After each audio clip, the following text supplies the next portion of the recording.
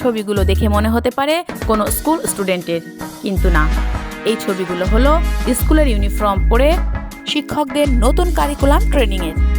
নতুন কারিকুলাম বা নতুন শিক্ষাক্রম এই নিয়ে চলছে চারদিকে অনেক জল্পনা কল্পনা, কিন্তু শিক্ষকদের ট্রেনিং ঠিকই চলছে। সকাল 7টা থেকে রাত 7:30 চলছে শিক্ষকদের নতুন কারিকুলাম ট্রেনিং। সকাল 7টায় শীত উপেক্ষা করে সমাবেশ শেখার এই ট্রেনিংয়ের কিছু অংশ আজ আপনাদের সাথে শেয়ার করব। আশা করি ভালোই লাগবে।